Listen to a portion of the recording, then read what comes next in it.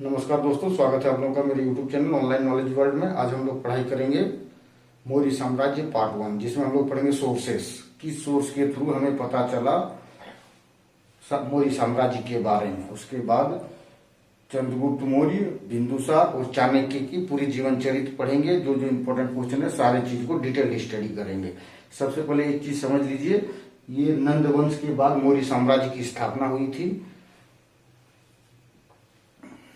उसी दौरान नंद वंश के आखिरी शासक धनानंद के दौरान अलेक्जेंडर का आक्रमण हुआ था इंडिया में। तो इससे हमें एक फायदा हुई थी कि देखिए, यूनानी जो राइटर थे उन लोग काल निर्धारण पे बहुत ज्यादा जोर देते थे, समय को एकदम स्पष्ट लिखते थे किस समय में क्या घटना हुआ। और हम लोग इस चीज में पीछे थे। हम लोग तो इतिहास लिखते थे लेकिन समय निर्धारण पे उतना ज्यादा ध्यान नहीं देते थे। तो हमें उससे काल निर्धारण सीखे हम यूनानी लोगों से। तो यूनानी लोगों का जब आक्रमण इंडिया पे हुआ तो हमारा संबंध स्थापित हुआ यूनानियों से। तो यूनानी बहुत सारे लेखक दार्शनिक ने भारत के इतिहास के बारे में लिखा। तो उसमें जैसे नंद वंश के बाद मौर्य वंश का शासन आ जाता है, तो मौर्य वंश का बहुत सारे इतिहास हमको यूनानी साहित्य से ही मिलता है। बहुत सारे उसके इतिहासकार लेखक हमारे मौर्य साम्राज्य के बारे में बताता है। जैसे देखिए, राइटर में जो यूनानी राइटर कौन कौन, स्ट्रैबो, ठीक है, स्ट्रैबो हो गया, स्ट्रैबो, एथियंस हो गया, ठीक है, एथियन हो गया, प्लूटार्क हो गया। ये सब जो है, ये सब राइटर होगी। अभी सारे राइटर का नाम बीच बीच में आता जाएगा, उस समय सारे आपको राइटर का नाम भी याद हो जाएगा। इन राइटरों से एक सोर्स मिलता है। दूसरा देखिए, चंद्रगुप्त मौर्य के शासनकाल में इसका प्रधानमंत्री कौन रहता है? कौटिल्य, ठीक है। कौटिल्य का बुक ये सबसे ज्यादा हमें ज्ञान देता है। सबसे ज्यादा इसी समय पता चलता है मौर्य काल में क्या राजनीतिक स्थिति था, आर्थिक स्थिति क्या था, सामाजिक स्थिति, धार्मिक स्थिति, सब कुछ के बारे में, ठीक है। कौटिल्य के बुक का नाम था अर्थशास्त्र। एक इंपॉर्टेंट क्वेश्चन आता है, अर्थशास्त्र किस चीज से, किस सब्जेक्ट से रिलेटेड है? ये अर्थशास्त्र लोग फट से मार देता, ऑप्शन में पक्का इकोनॉमिक्स रहता है कि अर्थशास्त्र देख के इकोनॉमिक्स मारते, लेकिन इकोनॉमिक्स से नहीं है। किताब का नाम था अर्थशास्त्र, ठीक है, मगर ये राजनीति से रिलेटेड था। वेरी इंपॉर्टेंट क्वेश्चन, राजनीति से रिलेटेड ये बुक था। संस्कृत भाषा में लिखा गया था, ठीक है। ये आपको वेरी इंपॉर्टेंट क्वेश्चन, संस्कृत भाषा में लिखा गया था, राजनीति से रिलेटेड है। और ये जो किताब की तुलना, अर्थशास्त्र की किताब की तुलना किससे किया जाता है? इटली के एक राइटर रहता है मैकियावेली, ठीक है, मैकियावेली। जो ये मैकियावेली इटली के पुनर्जागरण का में बहुत ज्यादा रोल अदा करता है। इसकी बुक जो है प्रिंस, ठीक है, बहुत ही फेमस बुक है। ये भी किससे रिलेटेड है? राजनीति से, ठीक है। ये राजनीति के बारे में बहुत कुछ बताता है, उस समय बता के गया, अभी भी ये लागू होता है। उसी तरह कौटिल्य का भी जो किताब लिखा है चाणक्य ने, उस समय बताया है, फिर भी अभी भी लागू होता है। वो भी राजनीति से रिलेटेड है, दोनों राजनीति से रिलेटेड होते हैं। इसीलिए कौटिल्य को क्या कहा जाता है? भारत का मैकियावेली, ठीक है, भारत का मैकियावेली, भारत का मैकियावेली, ठीक है। और यही बुक से इटली का जो यूनिफिकेशन होता है, राजनीतिक जितने भी चीजें परिवर्तन होता है, अच्छा परिणाम आता है मैकियावेली की इस बुक से। उसी तरह इंडिया भी एक सूत्र में बटा था, चंद्रगुप्त मौर्य के शासनकाल में और कौटिल्य के प्रधानमंत्री काल में। तो इसीलिए कौटिल्य को भारत की मैकियावेली कहा जाता है। Very very important question. देखिए, इसका कितने संस्करण है? किताब छोटा मोटा किताब है, 15 संस्करण है, ठीक है, 15 को किताब है। उसके बाद इस किताब के बारे में आपको और याद रखना पड़ेगा कि भाई इसमें 180 चैप्टर है, 180 चैप्टर है, 6000 श्लोक है, ठीक है, 6000 श्लोक है। कितने बड़ी बुक है, प्लस 3 भाग है इस किताब का, ठीक है। 3 भाग में, पहले भाग में बताता है राजा और मंत्री परिषद के बारे में। पहला भाग का नाम राजा और मंत्री परिषद। दूसरे भाग में है सिविल एंड क्रिमिनल लॉ, ठीक है, दीवानी है, फौजदारी कानून, सिविल एंड क्रिमिनल लॉ। तीसरा में ये बुक बताता क्या है? वार, युद्ध एवं कूटनीति, ये सब चीज इस किताब में है। और प्लस सबसे फेमस चीज है सप्तांग सिद्धांत। इस किताब का सबसे फेमस चीज है सप्तांग सिद्धांत। ये सप्तांग सिद्धांत क्या है, राजा को फॉलो करना चाहिए। ठीक है, राजा के लिए कुछ थ्योरी दिए थे, 7 थ्योरी, उसी को सप्तांग सिद्धांत कहते हैं। ये बहुत फेमस है, हमेशा क्वेश्चन आता है सप्तांग सिद्धांत किस बुक का एक पार्ट है। तो इस बुक में हमें बहुत सारी जानकारी मिलती है मौर्य साम्राज्य के बारे में, क्योंकि उसी के प्रधानमंत्री ने लिखा है। ठीक है, और ये बहुत चालाक आदमी था, तो इसको कहीं नकारा ही नहीं जा सकता है। ठीक है, दूसरा इसके बाद 2 सोर्स मैंने बता दिया जिससे हमें जानकारी मिलती है। उसके बाद आता है मुद्रा राक्षस बुक। तीसरा है मुद्रा राक्षस बुक। मुद्रा राक्षस, इस बुक का जरूर नाम याद रखिए। ये विशाख दत्त लिखता है। ठीक है, विशाख दत्त ये बुक मौर्य काल के बारे में बताता है, लेकिन इसकी बहुत दिनों बाद, मौर्य के बहुत दिनों के बाद गुप्त काल में इसकी रचना हुई थी। विशाख दत्त गुप्त काल का था। ठीक है, ये भी संस्कृत में लिखा हुआ बुक है। इस बुक का मेन केंद्र बिंदु ही यही था कि आखिरी राजा नंद के आखिरी राजा धनानंद को गद्दी से कैसे एक छोटे से चंद्रगुप्त ने हटाया, क्योंकि उसकी 2 लाख तो पैदल सेना ही थी, वो बहुत शक्तिशाली था। राजा धनानंद जो था वो खुद कमजोर था, मगर उसके पास सेना अथाह थी, संपत्ति अकूत था। फिर भी उसको चंद्रगुप्त मौर्य, एक छोटा सा राजा रहता है, उसने हरा देता था। एक विचित्र टाइप का घटना होती है, उसी को बहुत अच्छा से संकलन किया है विशाख दत्त ने। तो इस बुक को मुद्रा राक्षस कहते हैं। ठीक है, इस बुक से हमें बहुत कुछ पता चलता है। चौथा बुक क्या है, इंडिका। ठीक है, इंडिका बुक के बारे में जानते हैं। चंद्रगुप्त मौर्य अभी सेल्यूकस निकेटर से लड़ाई करेगा, वो कहानी भी बताऊंगा। तो बदले में जब हार जाता है सेल्यूकस निकेटर, तो एक राजदूत अपने दरबार में, चंद्रगुप्त मौर्य के दरबार में देता है मेगास्थनीज को, जो 4 साल के लिए, इंपॉर्टेंट क्वेश्चन है कि कितने साल रहता है चंद्रगुप्त मौर्य के दरबार में, 4 साल रहता है। तो ये उसी के दरबार में रह के ये इंडिका बुक लिखता है। ठीक है, और पटना के बारे में पूछता है। पटना के उस समय की जानकारी पाटलिपुत्रा के कौन देता है, तो इंडिका बुक देता है। प्लस बहुत सारी जानकारी देता है चंद्रगुप्त मौर्य के शासनकाल के बारे में। और ये बुक जो है ओरिजिनल फॉर्म में नहीं मिला है, ये टूटा हुआ फॉर्म में मिला है। ओरिजिनल बुक इसका मिल ही नहीं रहा है। ठीक है, मतलब पूरा बुक नहीं मिला, कुछ भाग इसका मिला है इस बुक का। ठीक है, मूल रूप में ये नहीं मिल रहा है। एक और चीज याद रखिएगा कि किसने कहा था कि भारतीयों को लिखना नहीं आता है, भारतीयों को लिखना नहीं आता है। ये बड़ा ही नेगेटिव चीज बोल दिया भाई हमने। वेद पुराण 108 उपनिषद और प्रैक्टिकली और साइंटिफिकली प्रूव है, वो कितने साल पहले लिख दिया, लेकिन ये लिख के दिया, ये चीज तो आपको याद रखना पड़ेगा। ठीक है, इतना चीज इंडिका से आप याद रखिए। उसके बाद आपको याद रखना पड़ेगा 4 बुक, 5वां बुक। ठीक है, बौद्ध ग्रंथ से हमें जानकारी मिलती है। देखिए बौद्ध ग्रंथ कहाँ वाला, श्रीलंका वाला। श्रीलंका के जो महाकाव्य, हमारे यहाँ जैसे गीता रामायण महाभारत है, उसी तरह श्रीलंका का भी कुछ बौद्ध साहित्य है जिसको महाकाव्य कहा जाता है। दीपवंश से पता चलता है, महावंश, महाबोधिवंश,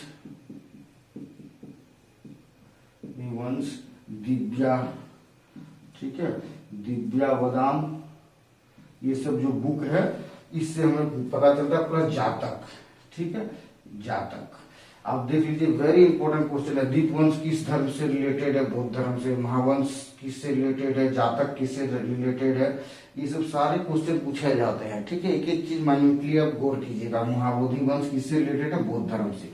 दिव्यावदान बौद्ध धर्म से। ये 1 2 3 4 किताब जो है ये वहां का महाकाव्य श्रीलंका का। जातक इंडियन है। आगे हम लोग पढ़ते हैं। देखिए बौद्ध धर्म का प्रचार करने के लिए तो अशोक ने श्रीलंका भेजा था ना, उसी दरम्यान बुद्ध अशोक ने क्या क्या किया वही दीपवंश महावंश में लिखा हुआ है। बाकी वो तो लिखेगा ही, बुद्ध का जन्मदाता बुद्ध धर्म का इंडिया है, तो इंडिया के बारे में लिखेगा ही, कुछ लिखे या ना लिखे आदमी तो ये तो जरूर लिखेगा ना।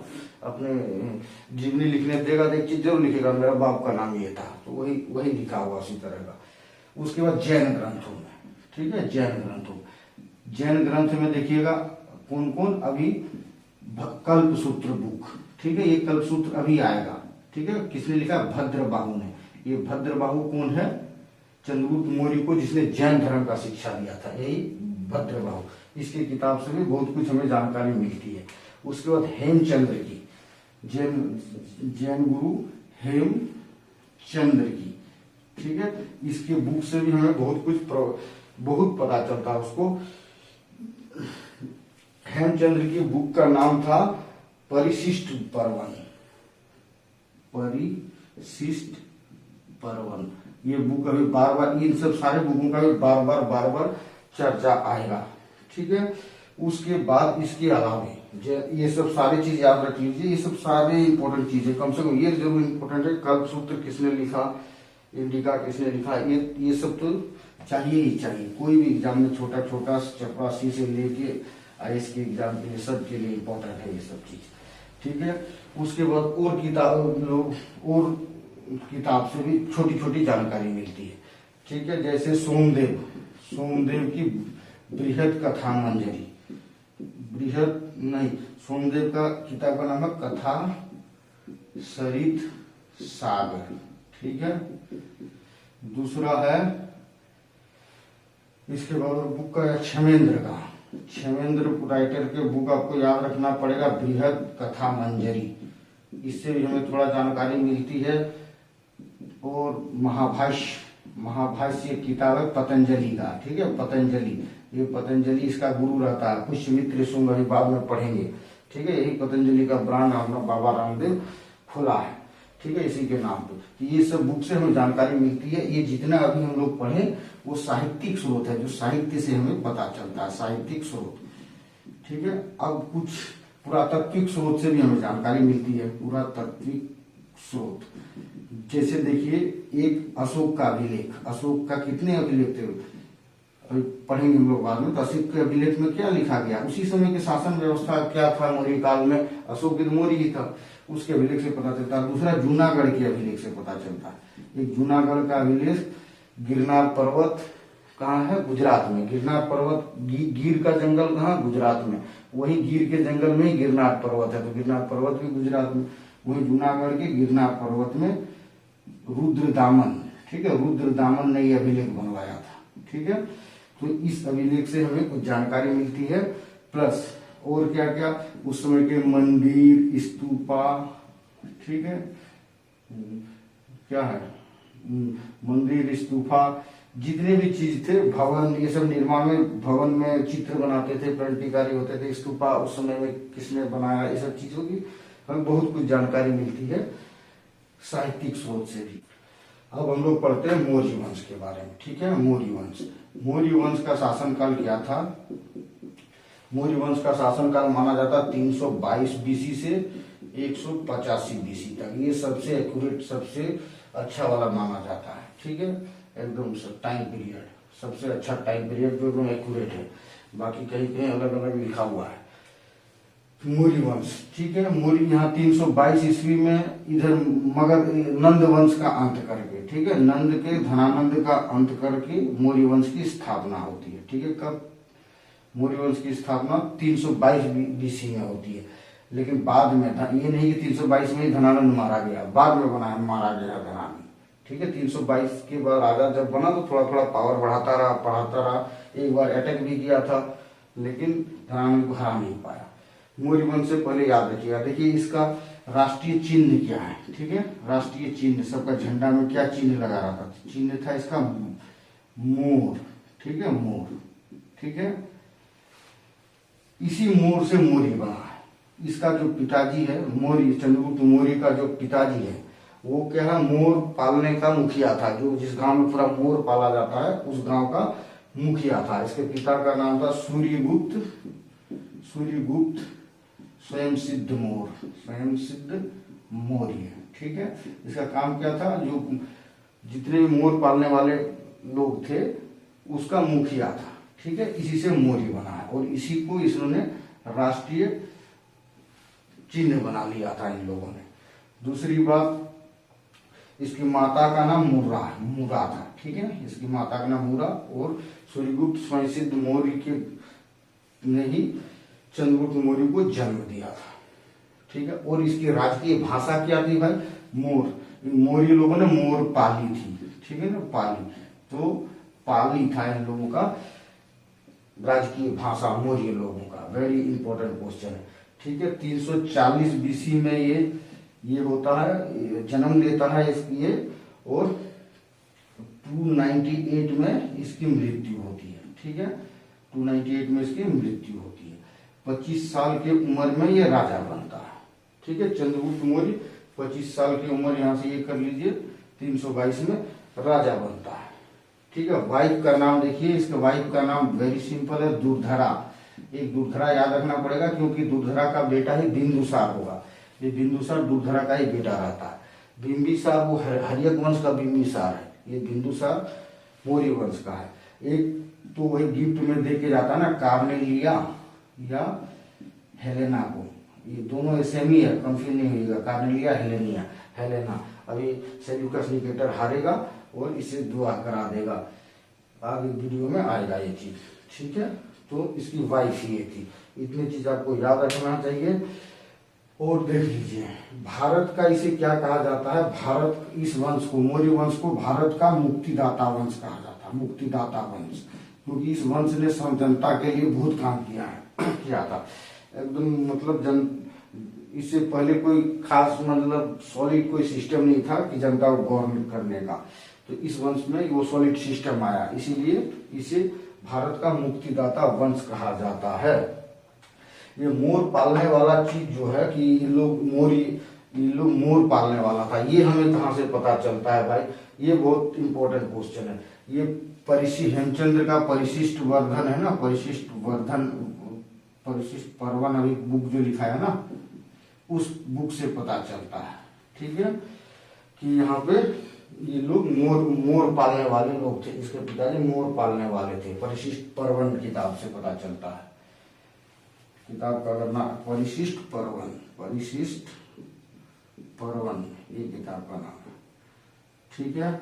अब हम लोग चलते हैं इसके उपनाम से, वेरी इंपॉर्टेंट है, उपनाम से आदमी बहुत कंफ्यूज होता है, ध्यान से देखिएगा। उपनाम इसका बहुत सारे उपनाम है, और इससे ज्यादा बिंदुसार का उपनाम आपको मिलेगा। देखो, सेंड्रोकोटस, ठीक है, कोटस, सेंड्रोकोटस,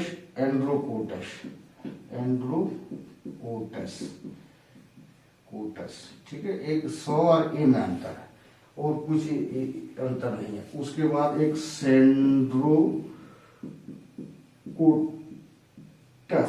ठीक है, सेम है, आधा टॉर जुड़ जाता है, इससे सेम है। देखिए ये 3 नाम, ये सब कौन है, यूनानी, हमने बोले ना यूनान वाले सब, जो सिकंदर आक्रमण किया था उसी की वजह से हमें रिश्ता हुआ, उन लोगों ने पूरा उसके बाद भी बारे में बहुत कुछ लिखा है। तो उन लोगों ने जो अपने किताब लिखा था तो इस नाम से लिखा था। हमने देखा होगा कि सिकंदर को अलेक्जेंडर बोलते हैं, पूर्व को पोरस बोलते हैं यूनानी में। तो उन लोगों ने हर एक आदमी का नाम, जैसे हम लोग झेलम नदी बोलते हैं, वो हाइड्रोस्पीड बोलता है उसको, तो सबका अपना एक यूनानी नाम उन लोग अपने साहित्यों में दिया है। उसी तरह उसके साहित्य में एक नाम पड़ा था, सेंड्रोकोटस, एंट्रोकोटस और सेंड्रोकोटस, ठीक है।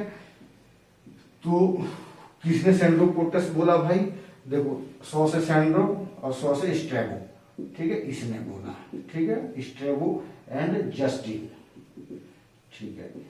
ए से एंट्रोकोडस प्लस एंट्रोकोडस और एरियन प्लस प्लूटार्क, इन दोनों ने बोला है। प्लस ये आधा टो वाला किसने बोला है भाई, ये भी क्वेश्चन आता है, फिलार्कस नाम था उसका, फिलार्कस, ऐसे पढ़ा हुआ था कि उसकी किताबों में ये कुछ इंडियन के बारे में लिखा है, पता तो चल रहा था इंडियन के बारे में यूनानियों ने लिखा है, लेकिन ये कभी नहीं पता चल पाएगा सेंड्रोकोटस कौन है, एंट्रोकोटस कौन है, सेंड्रोकोटस कौन है। तब एक विद्वान विलियम जोन्स का नाम सुने होंगे, विलियम जोन्स, ये साहित्यिक चीजों के लिए ही जाना जाता है। एशियाटिक सोसाइटी ऑफ बंगाल इसने स्थापित किया था, दुनिया के सारे साहित्य को इस भाषा से उस भाषा, उस भाषा से इस भाषा में ट्रांसफर करने के लिए एशियाटिक सोसाइटी ऑफ बंगाल स्थापना किया था। उसी एशियाटिक सोसाइटी ऑफ बंगाल का जो फाउंडर था वही विलियम जोन्स था। इसने अध्ययन किया, रिसर्च किया और पता लगाया कि ये तीनों नाम जो यूनानी बुक में लिखा हुआ ना, ये तीनों नाम चंद्रगुप्त के लिए यूज किया गया है। ठीक, वेरी वेरी इंपॉर्टेंट क्वेश्चन है। उसके बाद ये मैगस्थनीज ने अपने बुक इंडिका में किस नाम से चंद्रगुप्त को लिखा है? पोलीब्रोथा, वेरी इंपॉर्टेंट। उसने कभी चंद्रगुप्त मौर्य बोल के यूज ही नहीं किया है, इसके लिए पोलीब्रोथा लिखा है। Very very very important question. और स्ट्रेबो ने इसको एक और नाम पोलीब्रोथस, ठीक है, पोलीब्रोथा है, उसने पोलीब्रोथस है ना, पोलीब्रोथा था, पोलीब्रोथस नाम से सूचित किया। स्ट्रेबो ने सेंड्रोपोटस भी और पोलीब्रोथस भी। तो कितने नाम हो गए इसके? और ये सब क्या, ये सब यूनानी है। ठीक है, तो हमने पहले ही बताया था यूनानी बुक्स में हमें बहुत कुछ चंद्रगुप्त मौर्य के बारे में, मौर्य काल के बारे में हमें जानकारी मिलती है। ठीक है, इतना चीज आपको याद रखना जरूरी है। बाकी अब इसके कुल के बारे में भी क्वेश्चन बहुत आते हैं कि ये किस कुल के थे, इसके बारे में इसका क्या कहानी था। ठीक है, तो देखिए बौद्ध और जैन ग्रंथ में, इसको क्या, बौद्ध और जैन ग्रंथ में इसे क्या कहा गया है? क्षत्रिय। ठीक है, ब्राह्मण ग्रंथों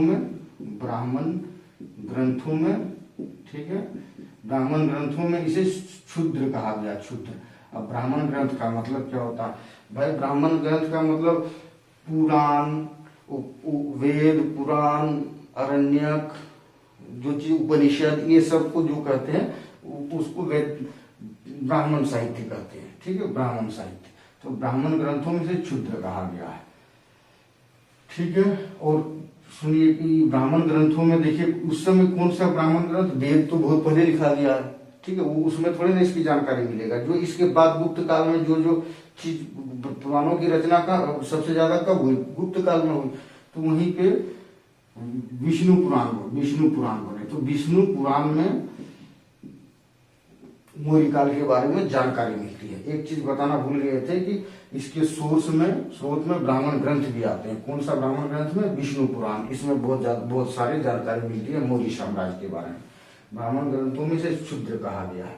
प्लस विशाख दत्त का जो बुक है ना, मुद्रा राक्षस, उस मुद्रा राक्षस बुक में क्या कहा गया? इसे वृषल नाम से वृषल बोला गया। वृषल मतलब निम्न कुल में जन्म लेने वाला। ठीक है, ये सब चीज आपको याद रखिएगा। प्लस ये सब तो अलग अलग जगह पे अलग अलग बोला गया है, लेकिन सबसे मान्यता प्राप्त ये क्या था भाई? सबसे मान्यता किसमें आता है कि ये क्षत्रिय था। ठीक है, इसको ज्यादा लोग मानते हैं। क्लियर? इसके जाति के बारे में हमें पता चल गया। अब पढ़ते सेल्यूकस निकेटर के साथ इसकी लड़ाई। ठीक है, सेल्यूकस निकेटर के समय क्या क्या घटनाएं होती है भाई?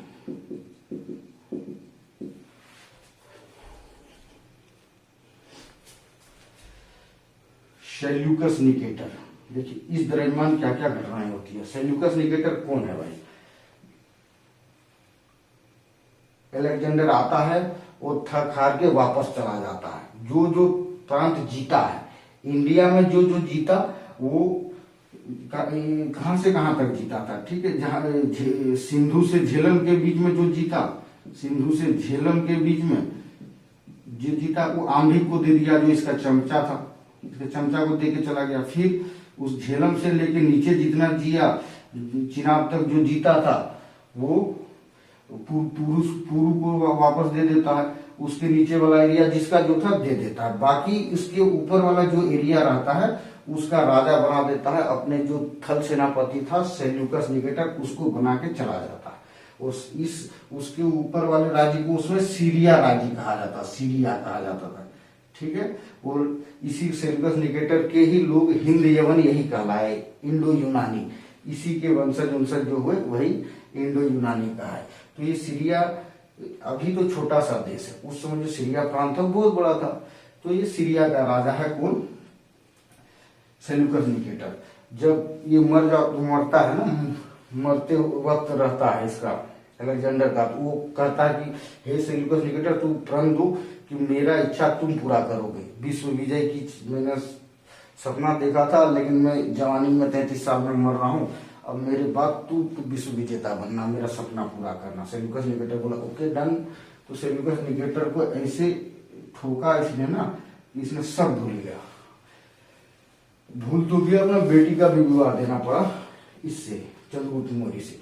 सेल्यूकस निकेटर के साथ 305 बीसी में लड़ाई, सीरिया का राजा कहाँ आ जाता है, सिंधु नदी पार कर जाता है उसे इंडिया को जीतने के लिए। उसके बाद इसको पता ही नहीं रहता है कि नंद तो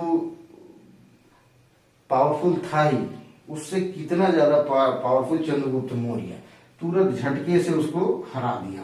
हराने के बाद बोला कि भाई तू अपना जो जो एरिया है ना सब दे दे, इस एरिया में, अफगानिस्तान वाले एरिया में, उसके बाद तू सीरिया साम्राज्य अपना संभाल, ठीक है। जो हमारा अफगानिस्तान वाला एरिया में 4 प्रांत है वो हमें दे दे। क्या क्या भाई, हेरात, ठीक है, काबुल, कांधार, मकरान, ठीक है, मकरान, ये सब मकरान, ये सब जो चीजें थोड़ा सा पाकिस्तान में, बाकी सब अफगानिस्तान में। ये बोला ये चार जगह दे दे भाई, और उसके बाद तो अपना सीरिया साम्राज्य संभाल होता है, ठीक है। तो हार गया, ये देना पड़ा। प्लस चंद्रगुप्त मौर्य की बेटी से शादी, सेल्यूकस निकेटर की बेटी से शादी करता है, ठीक है। इससे उसको कार्नेलिया भी बोला जाता है, कार्नेलिया उसकी भाषा में और हेलेना हमारे भाषा में, ठीक है। उससे भी शादी करता है, और वो तो हार के देता है ये सब चीज, लेकिन किताबों में लिखा है दहेज में देता है, ठीक है।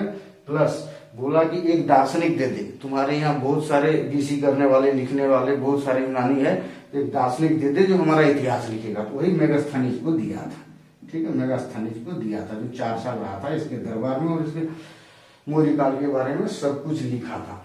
एक चीज और है, ये तो हेरात, काबुल, कांधार, मकरान, ये सब तो हिंदी नाम है, हमारा नाम है। ये सब यूनानी में क्या क्या नाम है ये सब पूछा जाता है। हेरात का नाम है एरिया, काबुल का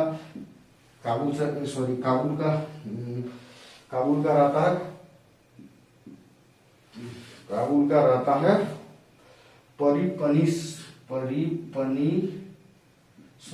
परिपनुस्नोई, ये रहता है काबुल का नाम। कांधार का आपको पता है, अलेक्जेंडर ने अपने नाम से किया था, अलेक्जेंड्रिया ऑफ अर्कोसिया, पूरा लिखिए या फिर अर्कोसिया लिख दीजिए, ठीक है, अर्कोसिया, ठीक है, अर्कोसिया। और मकरान को उन लोग क्या बोलता है भाई, मकरान को बोलते हैं उन लोग जैड्रोसिया, उन लोगों के भाषा में, ये हमारे भाषा में ये। फिर मेगास्थनीज बोलता है भाई इतना तुम चीज हमें दे दिया भाई, बदले में ऐसे नहीं छोड़ेंगे, फ्री में तुम्हें नहीं देंगे, तुम मेरे बदले में, नहीं तो इतिहास लिखेगा कि ये सब चंद्रगुप्त मौर्य इतने बड़े साम्राज्य का मालिक दहेज लिया था। तो बोला मैं तुम्हें इसके बदले 500 हाथी तुम्हें दे देता हूँ, आप प्रयास कर, तुम्हारे उधर तो हाथी मिलता नहीं है, तुम लोग सीरिया उरिया के रहने वाले हो, क्या बोलते हैं, मरुस्थलीय एरिया के, तो 500 हाथी ले जाओ इसके बदले में। तो ये पूरी घटनाएं हो गई सेल्यूकस निकेटर के साथ, ठीक है। सेल्यूकस निकेटर का बेटा अभी अटैक करेगा, कब, चंद्रगुप्त मौर्य का बेटा जब राजा बनेगा बिंदुसार के जमाने में, और ये भी इसको हराएगा। एंटीओकस नाम है सेल्यूकस निकेटर का बेटा का नाम एंटीओकस है। वो भी सेम इसी तरह करेगा, 3 चीज का डिमांड करेगा, तीनों चीज देगा, प्लस वो भी बोलेगा कि दार्शनिक दो, बिंदुसार भी बोलेगा लिखने के लिए दार्शनिक दो, उसको भी देता है, वो बाद की बात है। अभी हम लोग ये पढ़ लिए, अब हम लोग क्या पढ़ते हैं, इसकी साम्राज्य विस्तार कहाँ कहाँ तक थी चंद्रगुप्त मौर्य की, ठीक है। साम्राज्य विस्तार वेरी इंपॉर्टेंट क्वेश्चन। देखिए इसका साम्राज्य विस्तार में इधर तो देखिए सबका लगभग कॉमन ही रहता है, नंद का भी कॉमन था बंगाल से, ठीक है। उसके बाद आगे आदमी बढ़ ही नहीं पाता था, बड़ा मुश्किल से बढ़ता था, पहाड़ को कौन जाएगा, बंगाल के बाद नॉर्थ ईस्ट शुरू हो जाता है। प्लस उत्तर में हिमालय, सबका लगभग फिक्स ही रहता है, हिमालय से आगे जा सकता है कोई, कश्मीर हिमालय से आगे नीचे बढ़ सकता है, इधर बढ़ सकता है। नंद का क्या था, अफगानिस्तान तक था, ठीक है, मतलब पाकिस्तान तक था इधर। इसका एकदम ईरान बॉर्डर था, ठीक है, नॉर्थ वेस्ट पार्ट ऑफ इसका ईरान का, यहाँ तक ईरान था, इतना बड़ा साम्राज्य था, ठीक है। और इधर कहाँ था, उत्तरी कर्नाटक तक, उत्तरी कर्नाटक किसको बोलते हैं, मैसूर वाला क्षेत्र को, मैसूर को। तो ये इसका पूरा पश्चिम उत्तर दक्षिण का ये है। ये क्वेश्चन आता है उत्तर कर्नाटक, वेरी इंपॉर्टेंट क्वेश्चन। देखिए दक्षिण विजय गया, दक्षिण विजय भी किया है, ठीक है। ये तो तो ये इसका कालक्रम, ये आप याद कर लो अपने तरीके से, बहुत ही सिंपल है। मैप देख लो, मैप से इसको ये सब चीज सारी कुछ क्लियर हो जाएगा। अब हम लोग क्या करते हैं, देखो भाई, एक इसने चंद्रगुप्त मौर्य की एक काम में इसने उत्तरापथ का निर्माण कराया था। उत्तरापथ उस जमाने में, उत्तरापथ ही बाद में जीटी रोड बना, ठीक है।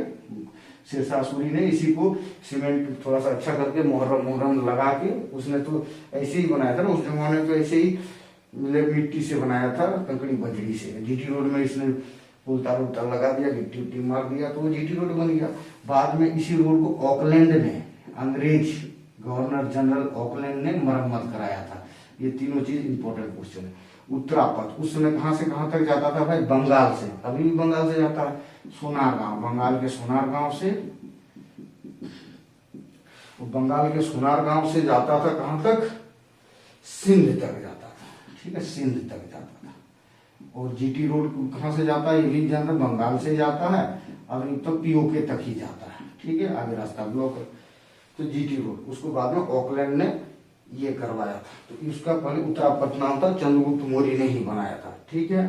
ये चीज याद रख लीजिए। अब देखिए, अब हमें क्या याद रखना, बौद्ध संगीत, जैन संगीति। बौद्ध संगीत तो आपको पता है कि बौद्ध संगीति, अब जैन संगीति, ठीक है। इसके समय पहला जैन संगीति हुआ था चंद्रगुप्त मौर्य के समय, ठीक है। दो ही जैन संगीति हुआ भाई, एक देखो 300 BC में, वेरी इंपॉर्टेंट क्वेश्चन, और दूसरी 6ठी शताब्दी में, 6ठी शताब्दी बहुत दिन बाद, 900 साल बाद 6ठी शताब्दी में। पहला वाला कौन कराएगा भाई,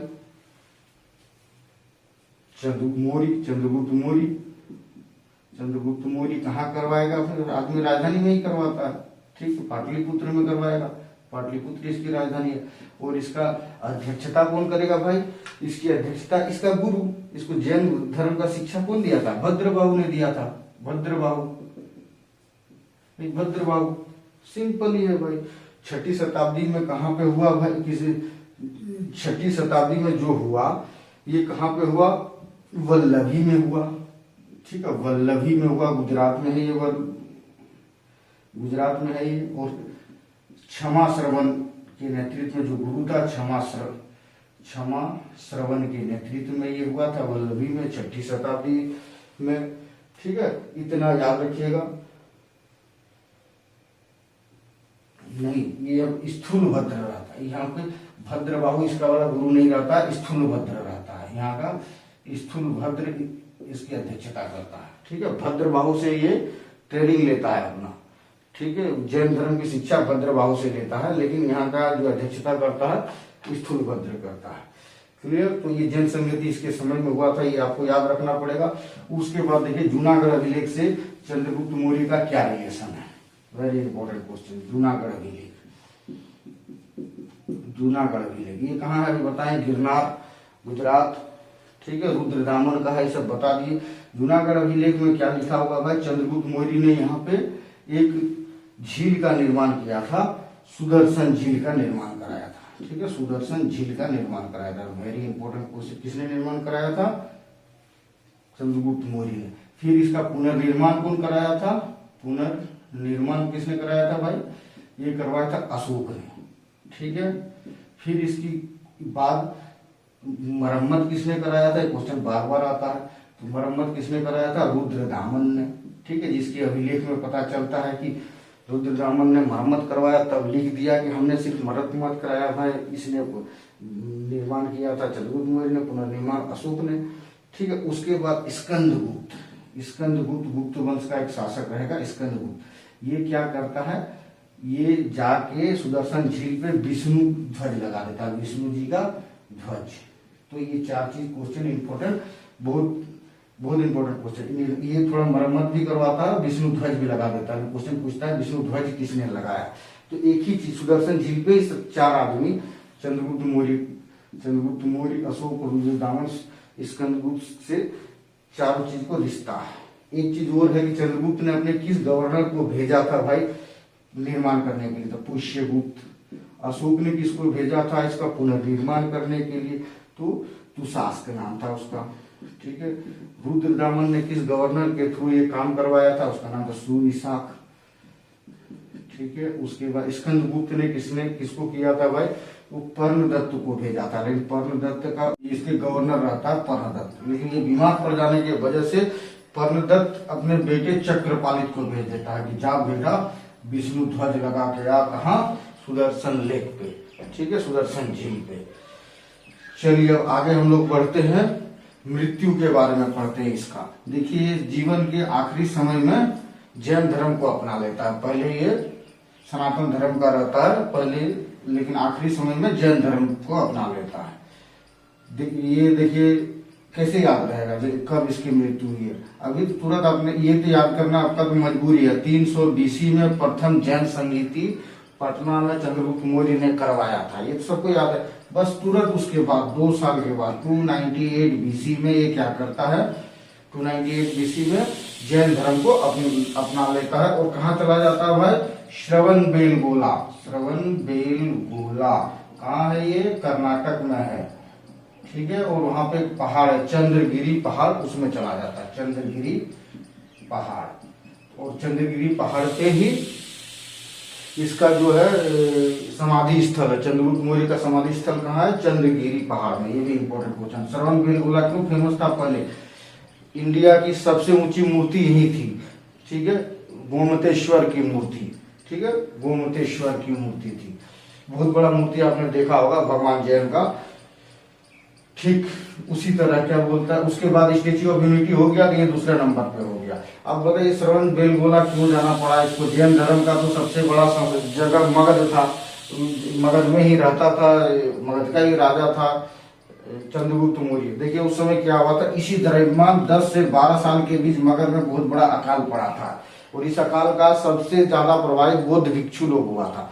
तो बौद्ध भिक्षु के कुछ लोग जो स्थूलभद्र मैन था यहाँ पे नेता, जो बुद्धिस्टों का गुरु, वो स्थूलभद्र यहीं रुक जाता है, और एक स्वयं इसी के बराबर की दर्जा का दूसरा गुरु रहता है जो स्थूलभद्र, ठीक है।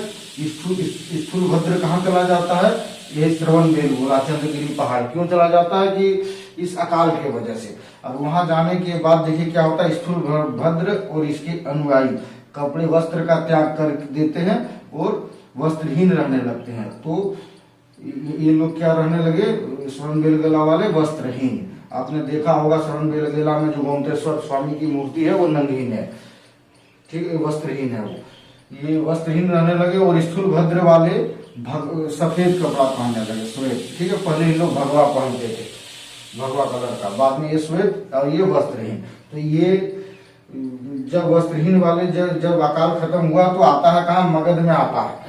तो मगध में जब आता है तो यहाँ वाले जो स्थूलभद्र के चेले थे उससे वो कहता है यार तुम लोगों का बहुत कुछ बदल गया, तुम लोग वस्त्रहीन रह रहे हो, तुम लोग दूर रह के तुम लोगों का मतलब अलग टाइप का सिस्टम शुरू हो गया जो हमसे अलग है, इसलिए दोनों में मनमुटाव हो जाता है। फिर मजबूरन होके इधर आना पड़ता है स्थूलभद्र को श्रवणबेलगोला में, ठीक है, श्रवणबेलगोला में आना पड़ता है और यहीं रहता है। तो फिर इसको स्थूलभद्र से ज्यादा प्रभावित रहता है चंद्रगुप्त मौर्य, तो श्रवणबेलगोला जाता है और वहीं पे वो स्थूलभद्र से जैन धर्म की दीक्षा लेती है, ठीक है। इतना आपको याद रखना पड़ेगा। प्लस आपको ये भी याद रखना पड़ेगा भाई किस पद्धति से वहां पे जाके संलेखना पद्धति से अपना प्राण त्यागा था चंद्रगुप्त मौर्य ने।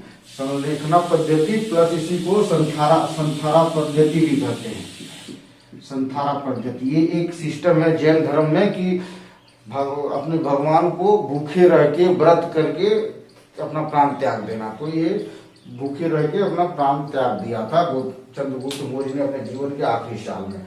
इसके बाद आपको कुछ यूनानी जो साहित्यकार थे उन लोगों के वक्तव्य याद रखने पड़ेंगे, ठीक है।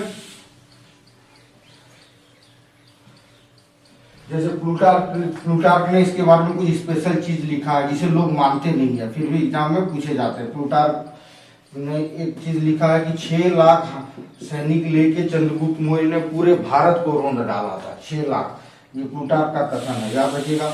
प्लूटार्क ने ही कहा था 500 हाथी, जो अपने ससुर सेल्यूकस निकेटर को 500 हाथी दिए थे, ये प्लूटार्क ने ही कहा था। ये भी आपको याद रखना पड़ेगा। दक्षिण भारत विजय, ये कहाँ से पता चलता है कि भारत विजय किया था चंद्रगुप्त मौर्य ने? तो ये कहीं नहीं, कोई यूनानी दार्शनिक या कोई भी नहीं बता पाता है। ये बताता है कौन? तमिल साहित्य बताता है, तमिल साहित्य।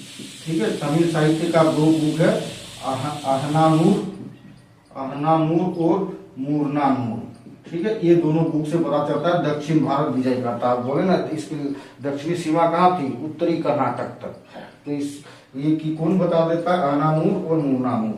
इसको आपको याद रखना पड़ेगा। उसके बाद जस्टिन साहब, यूनानी राइटर जस्टिन क्या कहते हैं कि चंद्रगुप्त मौर्य का भेंट सिकंदर से हुआ था। ठीक है, चंद्रगुप्त मौर्य का मुलाकात सिकंदर से हुआ था और सिकंदर ने मदद मांगा था चंद्रगुप्त मौर्य से कि नंदों को अंत करने में तुम हमारा मदद करो, मगर चंद्रगुप्त मौर्य ने साफ मना कर दिया था। हालांकि ये जस्टिन की बात, ये प्लूटार्क का 6 लाख हाथी वाली बात कोई हर एक वैज्ञानिक मतलब इतिहासकार नकार देता है, बट एग्जाम में आए तो इस तरह से लिखिएगा कि ये कथन किसका है। चलिए इतना हो गया। अब हम लोग किसको चलते हैं? चाणक्य के बारे में थोड़ा पढ़ लेते हैं भाई। चाणक्य ही रचयिता था। ठीक है, इसको मैकियावेली कहा जाता है। आधुनिक भारत के निर्माण का जो सबसे पहला कार्य इसी ने किया था। जिस तरह प्रिंस अर्थशास्त्र बुक के माध्यम से, उसी तरह प्रिंस के बुक के माध्यम से इटली का पुनर्जागरण हुआ था, इसीलिए इसको भारत का मैकियावेली कहते हैं। माँ पिता का नाम चनक था, महर्षि चनक, और महिषी चनकी का पुत्र था चाणक्य। ठीक है, ये आपको याद रखना पड़ेगा। इसका उपनाम आपको याद रखना पड़ेगा। बहुत सारे उपनाम है, विष्णुगुप्त, चाणक्य, अंशुल। डिफरेंट बुक में डिफरेंट नाम है। कुछ बुक में इसका अंशुल नाम से जिक्र है, कहीं अंशु, कहीं के स्वयं इसे अंगुल नाम से अंशुल है, ये अंगुल है। उसके बाद दूसरा वो नाम कात्यायन नाम से बहुत जगह इसका जिक्र मिलता है, और वात्स्यायन। ठीक है, ये सब इनके नाम है। प्लस इसको पुराणों में क्या कहा जाता है? ब्राह्मण ग्रंथों में जो पुराणों में इसका जिक्र है, द्विजर्षभ नाम से इसका जिक्र है। द्विजर्षभ मतलब श्रेष्ठ ब्राह्मण। ठीक है, अब देखिए क्या कहानी है भाई। जब चंद्रगुप्त मौर्य नंदवंशी लोग इसको, घनानंद इसको बेइज्जती करके अपने दरबार से निकाल देता है, तो वहीं पे वो अपना जटा खोल देता है। बोलता है ये जटा में तब मैं बांधूंगा जब नंदों का नाश कर दूंगा। बस यही सोचते सोचते एक इस तरह के राजा का ढूंढने लगा कि ऐसा कौन सा राजा है जो नंदों से लड़ाई करने के लिए तैयार हो और नंदों का नाश करे। तो ये चलते चलते विंध्याचल जंगल में जाता है। यहीं पे विंध्याचल जंगल में क्या होता है, एक पेड़ के नीचे थका हुआ सोया हुआ रहता है, तो कुछ बच्चे को राजकिलम गेम खेलते हुए देखता है। राजकिलम गेम इंपॉर्टेंट क्वेश्चन है। ठीक है, राजकिलम गेम। इसी में एक बच्चा की उसकी बहुत बहादुरी, चालाकी, तीक्ष्णता उसको नजर आ जाता है।